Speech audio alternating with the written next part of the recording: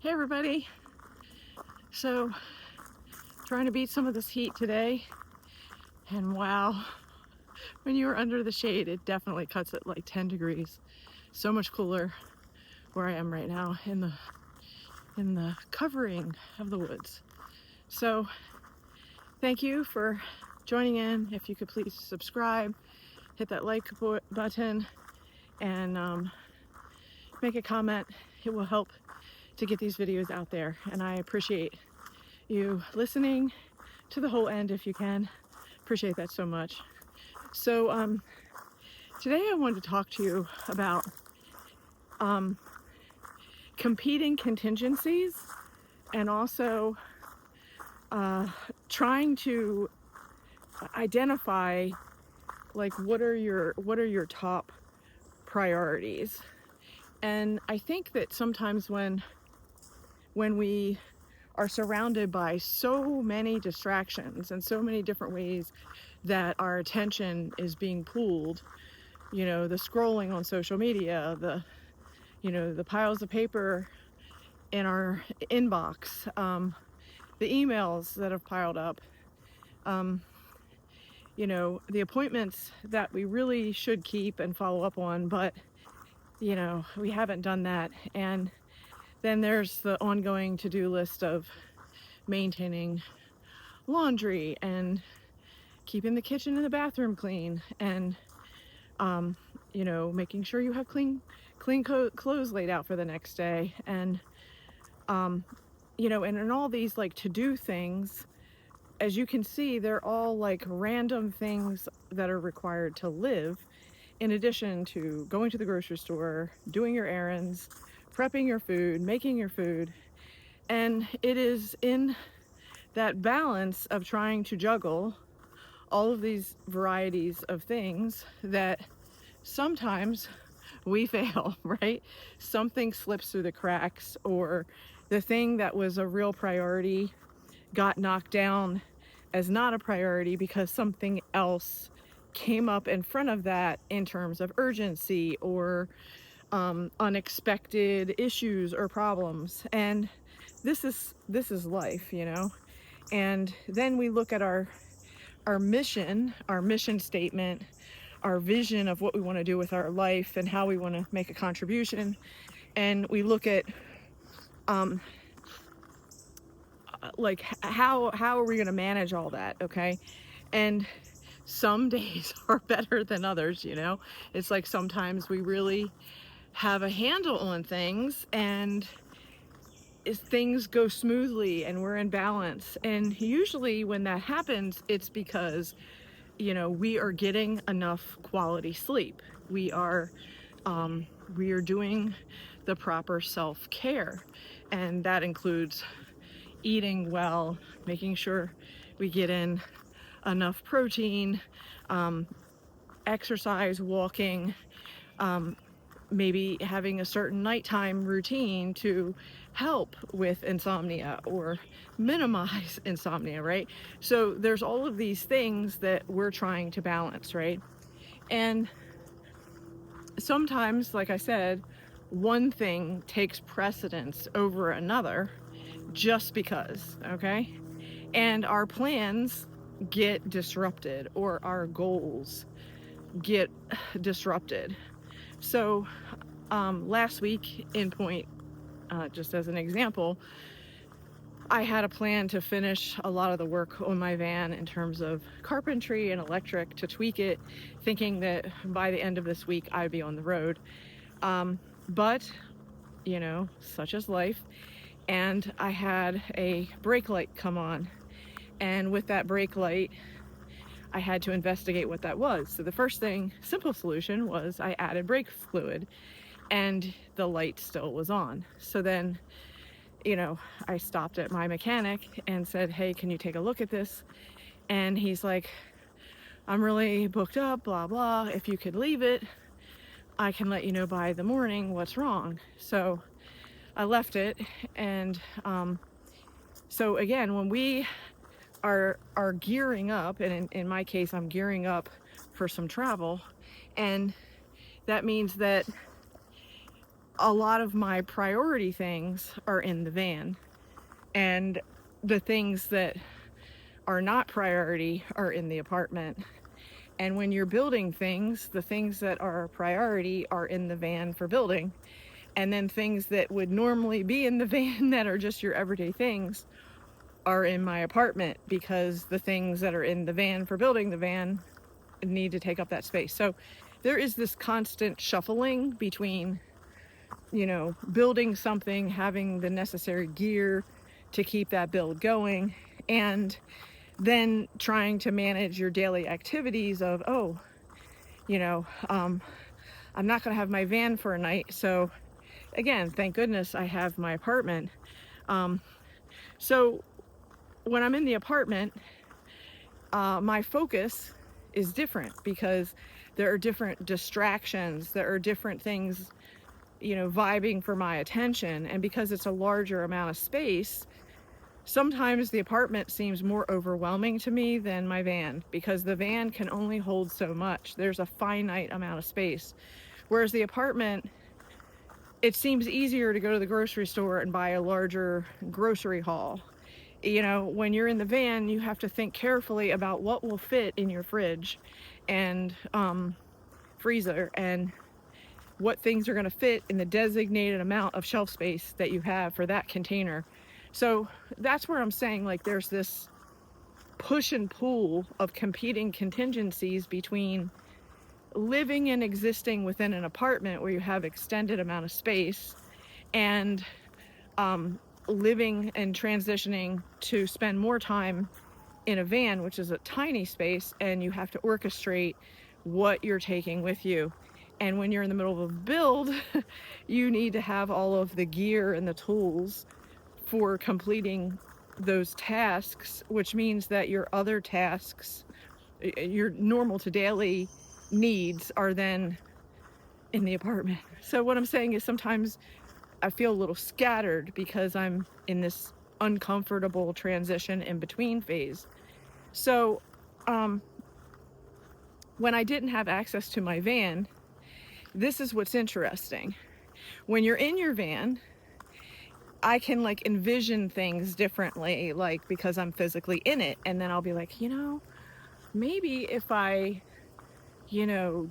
moved these knapsacks from here over there, that is a little more convenient because of ease, that it's just one step from this task to this task. But when I'm not in my van and I'm in the apartment, it's like the things of the apartment are vying for my attention. But then, because I'm being distracted by the things in the apartment, then it's like that still small voice, okay, comes to me in the quiet and says, oh, here's this great idea for your van. And that's what's weird, because I'm not in the van, but this great idea will come to me when I'm not in the van about how to make it better. So there is this weird push and pull about, like, you're in it, and sometimes because you're in it, things are not as clear, so you move away from it so that things become clearer. And anyway, so in this process, I've been feeling this push and pull between competing contingencies.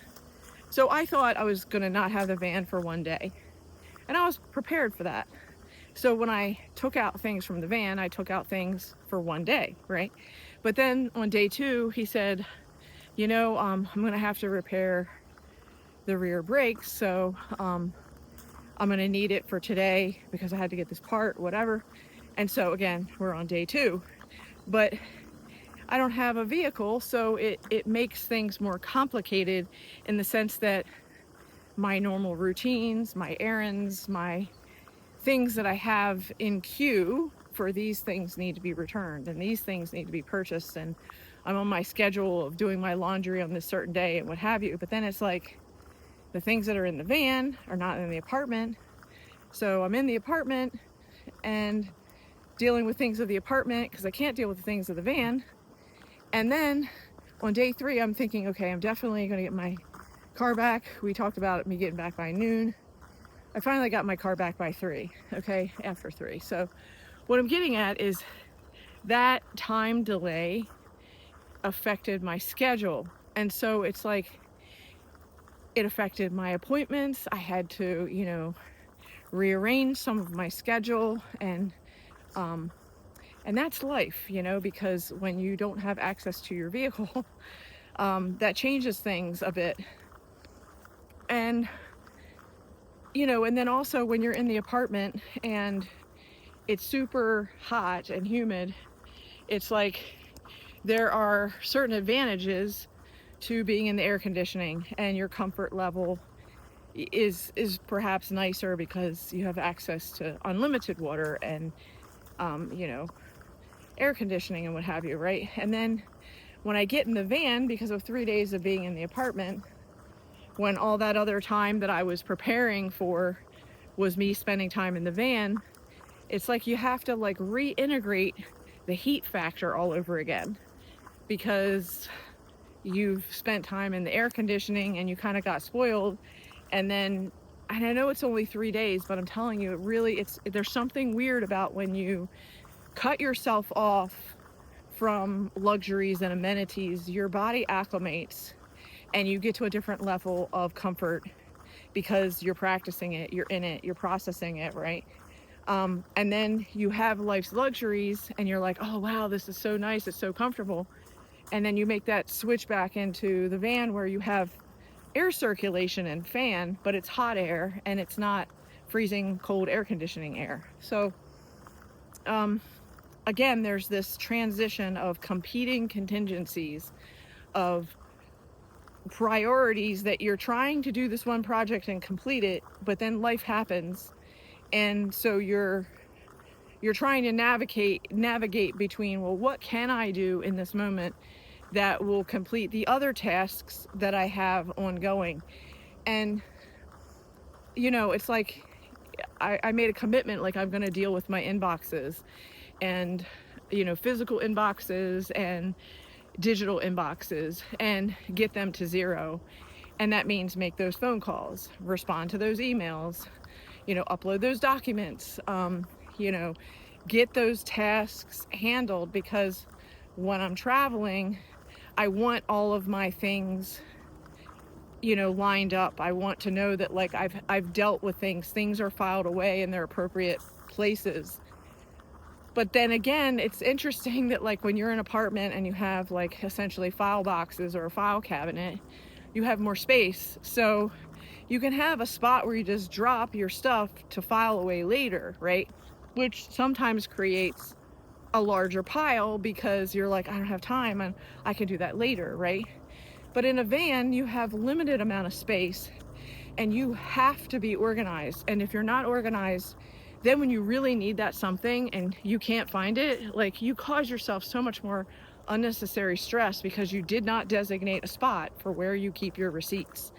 And so in this reorganization of my systems, of streamlining things to make them more accessible, I started to utilize, a knapsack bag system. And then that way it's easier for me, in terms of paperwork, for example. I have all these receipts. I put them in one knapsack. When I'm going to make the transition from the van back to the apartment, I carry that one knapsack in with my paperwork and my receipts, and I handle that particular batch back into my home base, right into my filing cabinet and my filing system. And then I'm taking back that knapsack back into the van, and it's in its designated spot to collect the papers, and it's in a designated knapsack, a certain color or whatever, that's going to help me to remember when I have a receipt, I'm putting it in this spot, right? And I know this sounds so simple, and maybe other people, maybe you have a different system that works for you, whether you are living in a home or living in a van or an RV or whatever. And if you'd like to share that in the comments of what works for you, or what systems that you've used that have worked for you, that have provided peace of mind for you. And over the years, I've tried a lot of different systems, And some of them have been very helpful. And some of them, again, seem to make it more complicated than it needs to be. And that's where, again, sometimes it is just so simple to designate one spot and be like, this is where all the receipts live, and that's it. And you're not making 15 different file folders with all these names on it. You're just putting all the receipts in one spot. And because I already have that other system in my apartment, then later I can take all those receipts and sort them into this and that file folder and what have you. But for the time being, it just makes it easier to just have one spot. So with that organization, that thought process, the, narrowing down the focus and having clarity that, hey, I need a system to be able to manage my receipts. And this particular idea is going to work for me. And so far it is. But then when you find a solution to one thing such as that, sometimes it makes your memory or your experience or just inspiration make you consider, well, how can I apply that same technique to something else in my life? And how can I apply this simple organization hack to, say, my mission statement, my business goals? And again, sometimes I'm not just myself, but I think many people would agree that it's kind of like if you have a designated spot, like in my apartment, I have a desk, and when I sit down at that desk, I'm dealing with paperwork. I have a different desk where I'm writing. So it's like, depending on the task of what I'm doing, the space is set up to support that task. And again, when you're in a large space, like a home, you can have a different room or a different designated command station or desk or counter where you're collecting these items and processing items that come into that spot, that hub. In a van, it's a lot harder because everything is used for multi-purpose. And so, like, if the bed's down, I'm not sitting in my chair with my tabletop. So, but if the bed is up, then I can set up the chair and set up the tabletop. So it's not like I could leave the papers on the tabletop of the chair and the desk in the van, because it's modular and it's movable, and it doesn't live there because the space is a mobile, adaptable space that I have created.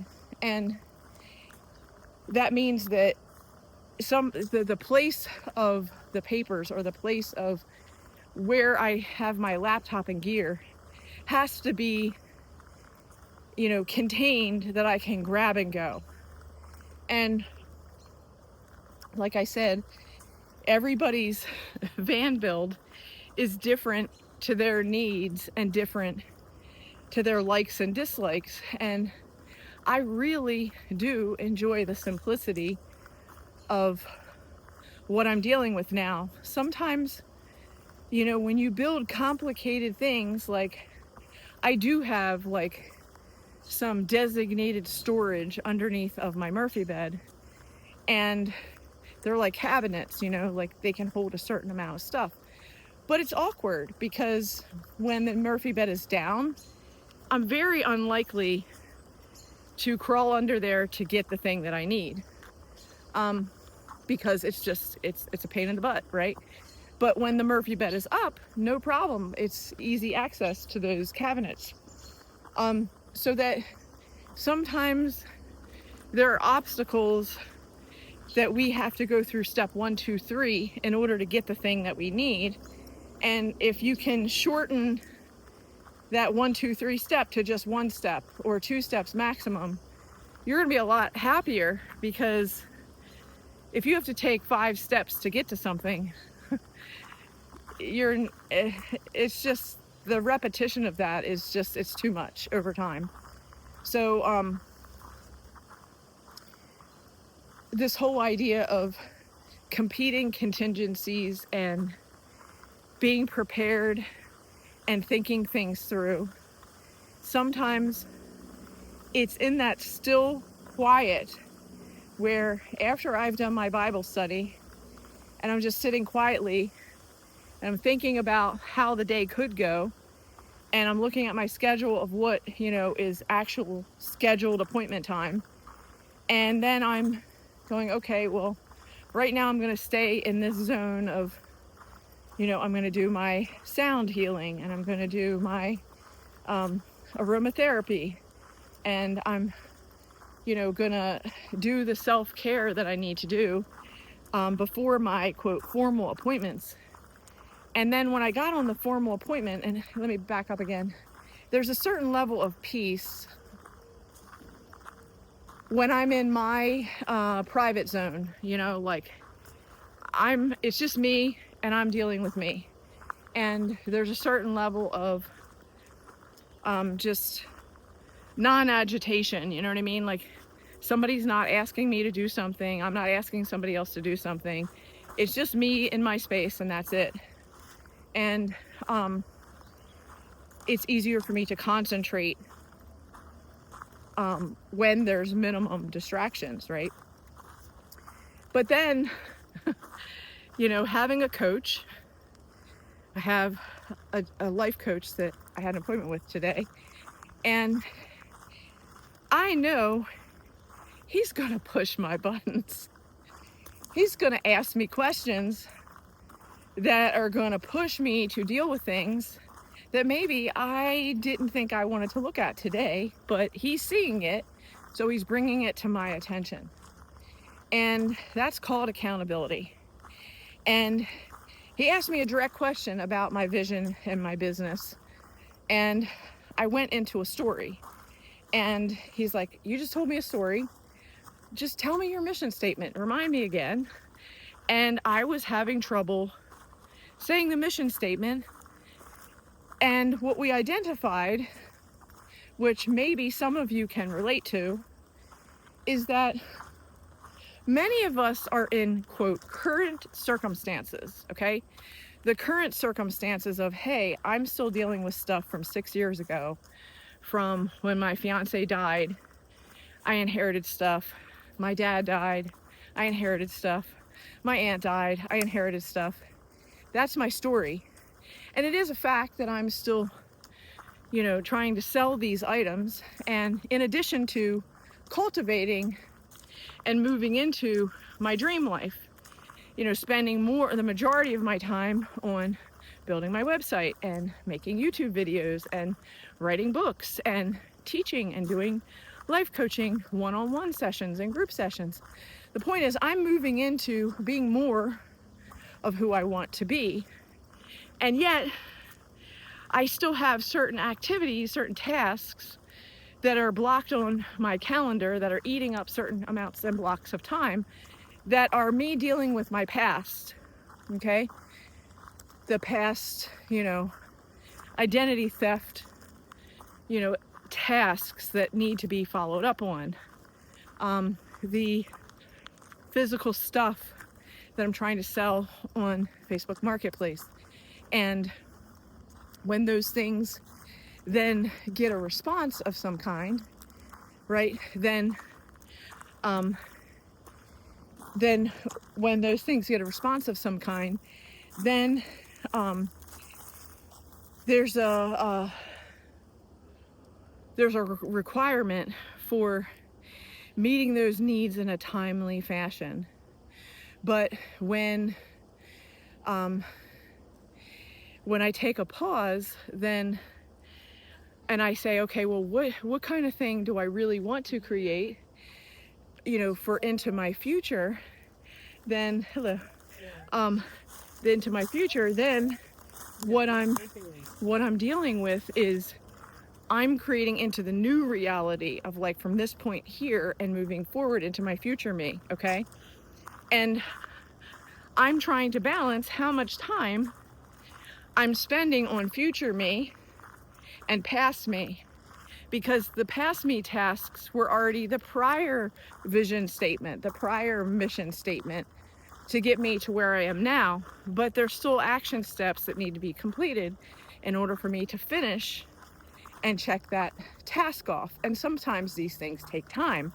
So what I'm getting at is there's this balance, there's competing contingencies. You're moving into putting more time, like 80% of your day is spent, for me, on cultivating my future me, my business goals, my fitness goals. That's my 80% of my day. But the 20% is me still dealing with the follow-up of the past ways that I earned money with the buying and selling of things online and in person. The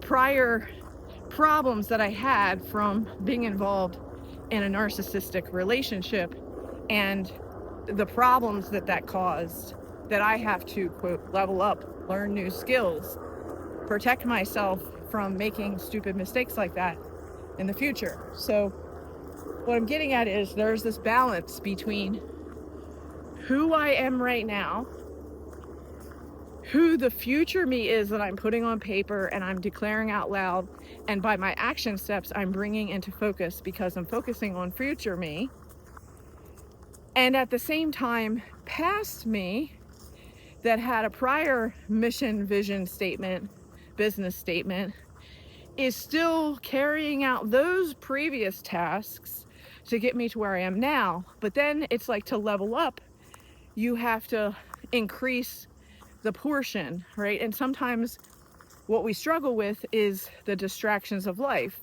Like, it's lunchtime and I made,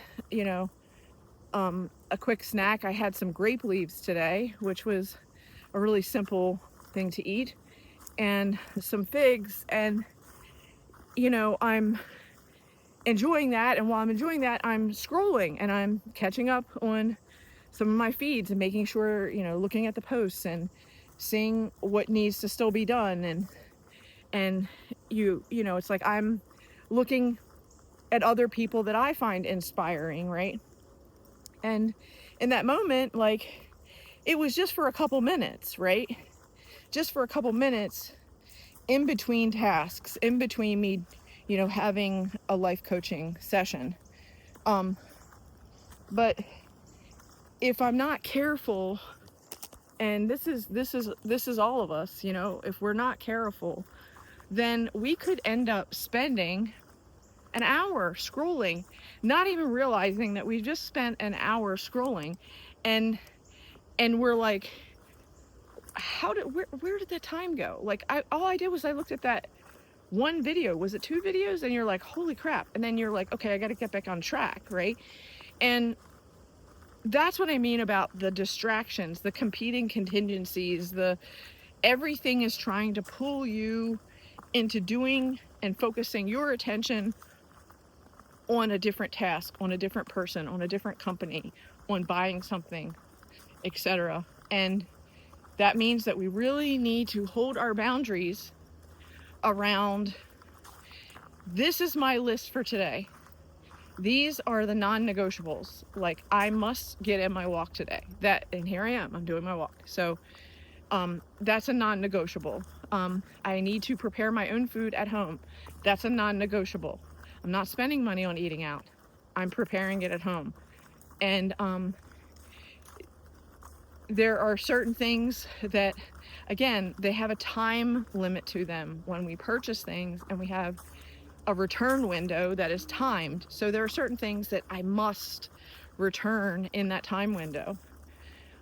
So that's where you have to look at the deadlines and the dates to things and be like, okay, I know I really wanted to, quote, do a little sewing or repair today, and I really wanted to do that, but these other errands, because they're time dated, they take precedence because they have a deadline to them. And after I complete them, then, you know, I may be able to get maybe part of that sewing project started. But will I be able to complete that project today? Probably not. So that's what I mean about balancing your time. And we have these priorities of, you know, what we deem as, and I'm just like sitting on this tree stump for a second, you know, what we deem as a priority for the moment, what we deem as necessary. And when you're your own boss, that can fluctuate. You can be flexible with that. However, there is a but, you know, you need to be very mindful of the deadlines, which then brings me back to, I had a scheduled phone call with my life coach. I jumped around, so I'm coming back to this life coaching call. And as I was sharing what my struggle was, that I saw my struggle to be, and I was getting into my story of the past, and he reminded me, hey, look, you know, you need to focus on your 80%. And you need to set stronger boundaries with these other people, places, and things that you're allowing to take up your time. And boy, you know, it's like when somebody tells you like you're wasting your own time, like actually needed to hear it that harshly, because in my mind, I was doing okay.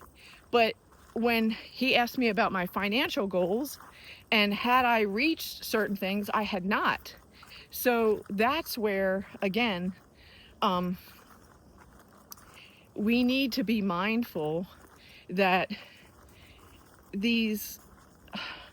that when someone is holding us accountable, when we choose to work with a life coach, and again, like I'm showing you that I'm being leveled up, I'm being held accountable to what my prior excuses have been and what my current excuses are, and you know, I'm being asked to level up and to, you know, do hard things, despite the fact that sometimes there's resistance, you know, like when somebody tells you, hey, you know, you're not managing your schedule, this is a time management problem, and I'm like, no, I'm not. And no, yes you are. Like, wow, okay, I didn't see that, but now I do. And the other part of it is when I'm in the story of, you know, the things that were done to me by my, you know, previous fiance, and all of that nonsense, being in a narcissistic relationship, there are factual things that he did that affected me. But again, I have to take responsibility for the things that I didn't know, like I didn't see. So it's my failure of not seeing. It's my failure of not managing my money. And if I would have invested my money instead of keeping it in a cash box, that money would have been documented, and it would have been, you know, I would have been able to recover it, recuperate it. But because it was actual just hard cash that was stolen, there's no trail on it there, you know. And even though I had it, and it took me a while to create that nest egg, the point is it's gone. And he was trying to point out to me again that if I have certain financial goals, I need to change my spending habits to meet those financial goals of investing, and not so much on the financial goals of spending. But like I said, there's this competing contingencies. In order to complete my van build, there are certain finances that I have to invest in the van. In order to grow my money and build my wealth, there are certain things I need to do to invest money. Those two goals are at competing contingencies. And in each moment, I have to determine which one is the priority for right now. And that means that I may be in the process tweaking my goals. I may be saying the van build is more important before I reach the financial independence.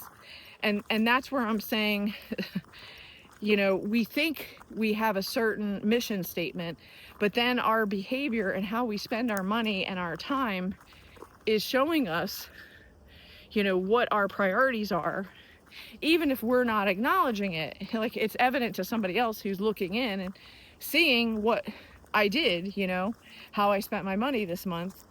And again, as my life coach who's trying to help me to level up to the next level, he's showing me, hey, if you really want to meet these goals, you have to do these things. And that's it. Either I'm going to do it or I'm going to make excuses of why I didn't do it. And that's the same for you, right?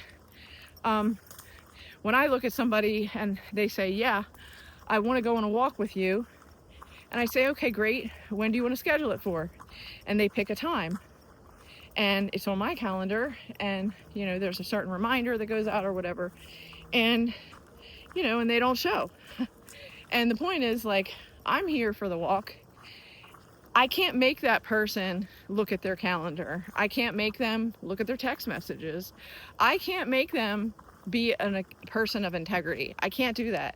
What I can do is, when they finally, respond to the call or respond to the email or the text or whatever, and they reach out and they're like, oh, I'm so sorry, I forgot. That's fine. But, I don't have time for people that aren't ready to do the work. Okay. I'm looking to work with people that are ready. And that means that when my coach says to me, Ann, you missed this part. You need to deal with this part this week. Okay, I got it. I'm on it. And now I'm on it. Okay. But I expect the same with the people that I work with. And when somebody's like, no, I know we said that we were going to walk, but I have all these other excuses about why I don't want to walk. Well, I don't have time for you. If you don't want to make the commitment, and keep the schedule, keep your word with yourself, keep the word with me, over time, that type of behavior is just going to repeat the same type of behavior. And I don't want that type of incongruent, bad integrity in my life, and if I'm associated with you and that's what you're doing, then that trickles into my life. It can, if I don't have clear boundary markers around, I'm not tolerating this. Okay.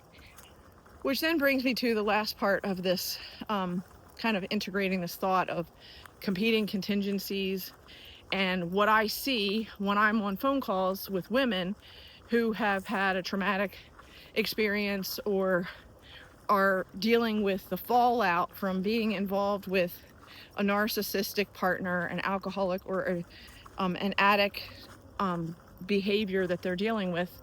And, their body, their self-care, their goals have been put on the wayside because they've allowed the competing contingencies of the addict, of the person that's trying to steal their energy and attention. They've allowed that addict or that alcoholic or that narcissist to rule over them and their life.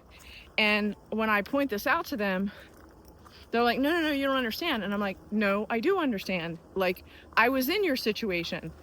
I've lived it. I truly understand. Okay.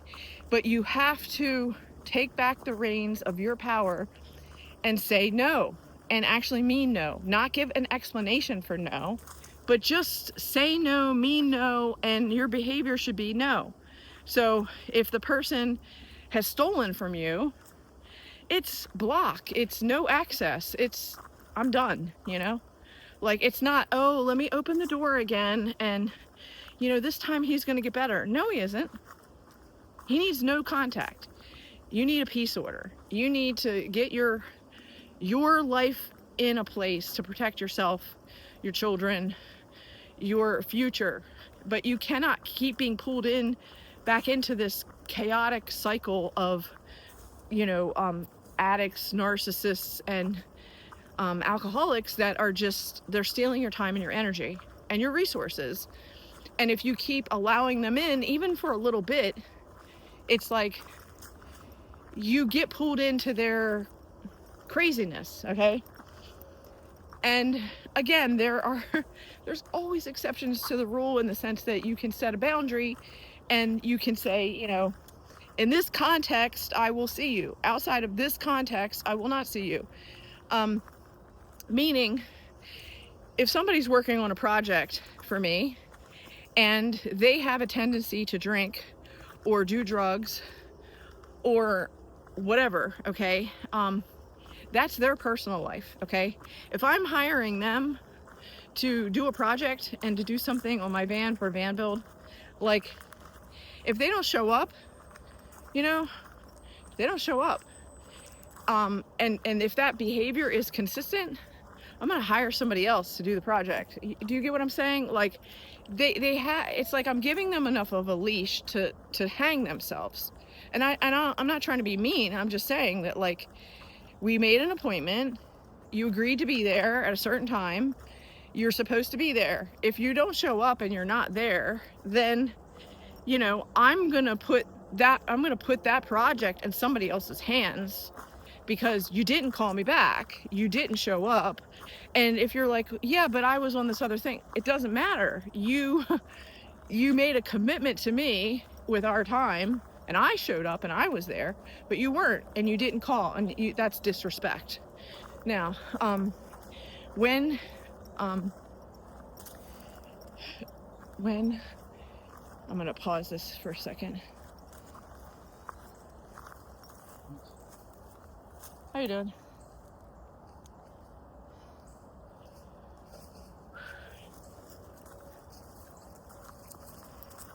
So, when you give a person an opportunity to, excuse me, when you give a person an opportunity to show up, to be the person that's going to complete the project, and you have a schedule of time, you have a schedule of tasks, and you have a payment arrangement, then you have a legitimate expectation of that person, because you're in an agreement with that person, okay? But when that person does not show up, or they're late, or they have some excuse, okay, and this is a pattern of theirs, this is where you may choose to deal with certain types of behavior like that, because maybe their cost is a lot less expensive than somebody else. And they know that about themselves, which is why they're charging less money. But in reality, you have to be prepared that they're not going to show up on time. They might cost you more in drive time because, they forgot to get some part and you have to go back out and get another part. But in the long run, that's what I'm saying. You have to balance that out. What are you willing to put up with and what are you not? And that can be a financial decision as well. Now, case in point, and I'm going to pause here for a second. Coming back to, I was mentioning to you about my van and the brakes needing some work. And while I was in the store, I was investigating the cost of the parts. If I were to buy the parts and then have somebody, independently do the work. And so I was getting information about it. And the guy in the shop at the Advanced Auto Parts or whatever was like, hey, I know this guy, so here's his number, and if you hire him, he has a shop, a lift, in his home, in his garage, whatever, and he can do all the same work, blah, blah, blah. And the point is, that guy might be really, really great, and he might really stand by his work, and he might have a really great reputation. And the guy in the AutoZone who was marketing him and promoting that this guy's really good, referring him, that's really great. And sometimes it's good to know you have a backup person. But the other part of this is there is something to be said about when you get your work done by a mechanic and somebody that you know who already is familiar with your truck, And I can just call up my guy and be like, hey, you know, the brakes are making this, you know, the light came on, they're making a weird sound, like, you know, can I bring it in? And then, yeah, he had my truck for 3 days, but it's done. I trust him, and there's a warranty to that. And I know this guy, and I know that he does good work. And not only has he handled my truck now, but previous cars, previous family members, we would just drop off a blank check and say, you know, do whatever, because we trusted this company. So I'm just saying, when you have that kind of relationship with a company, you know, sometimes you're going to prioritize that relationship and the service that you've already received, even over someone that may be cheaper and may be independent, and they may do a really great job, but they don't have the business name behind it. They don't have, you know, the warranty or the I don't know what you call it, just the certainty behind it. Whereas when you work with a company or an individual and you're familiar with them, you have a different sense of just ease, because they already have a good track record. They've already built a reputation that you trust. So sometimes it does make more sense, even if it costs you a little bit more money, to go with that company that you know, that's reliable, that's going to give you a good service, and they're going to stand by it. And sure enough, like, after I got the work done, you know, the new brakes were making like a squeaking noise, and I called right away, and they're like, you know, the receptionist, whatever, was like, look, just ride around for a couple days. If the noise is still there, then bring it back and we'll tweak it a little bit, but it should probably go away within a day. And sure enough, the noise is gone. So what I'm getting at is, you know, my impatience of not knowing what the truck is going to sound like after you just had some major work done, like, that's a new feeling for me, because the truck made a previous different kind of sound. So, but then when the new part was kind of broken in, like, then the sound went away. So, again, there's something to be said about people standing by their work and having a good reputation for that, and knowing that they're reliable. And again, I say the same thing about, you know, working with a coach. And so when I'm working with my coach, you know, he has proven himself reliable. He has proven himself accountable. And he's somebody that I look up to, and he has made great success in his life. So when I have a phone call with him, like, I'm making that a priority. Like, I'm going to be ready. I'm going to be prepared with my journal. I'm going to be ready to answer his questions. And even though those questions sometimes are uncomfortable, sometimes I'm going to get a little maybe triggered or annoyed, or just express myself, you know. And it's like, wow, this is another layer of the onion that I have to deal with within myself. And he's bringing it to my attention, and I can either ignore it and let it fester and let it stay the way that it's been and stay stuck, or I can look at the facts, I can deal with balancing my emotions, and I can, you know, do my homework and be able to answer his questions in such a concise and clear way for our next phone call that illustrates that I've done my homework, right?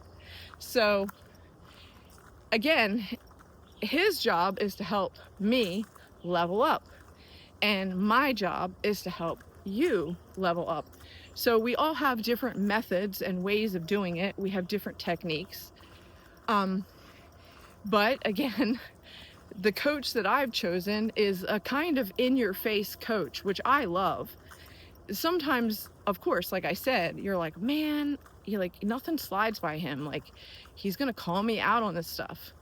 Okay, but that's good, because then I'm looking at it straight on, head on, and saying, okay, I accept what you just shared. Yes, I'm going to take responsibility, and yes, I'm going to do my homework. And then you keep moving forward, okay? If you don't like working with someone who's more direct, then maybe I'm not your type, because I'm kind of direct. But someone is. So if what I'm saying to you, if any of this has made sense, please give a thumbs up. and, you know, circulate it around if you can, make a comment. And if you'd like to have a one-on-one session with me, I'm available online, either by an audio call or a Zoom call. I'm also available in person if you are in the Maryland area. If you want me to personally come to you, I do travel to you directly, and that is specifically for people that want their home environment set up with my support, whether that is for decluttering, professional organizing, and you know, setting up a fitness and health overhaul, like cleaning up your kitchen, doing grocery shopping, setting up a studio in your home, like helping you to acquire those things and put those things in place, and literally being by your side, holding your hand through the process. But of course, like, you have to make the decisions, but I'm there with you. So if that's something of interest, make a comment, overhaul, and I will reach back out to you. Thank you so much. Have a beautiful day. Bye.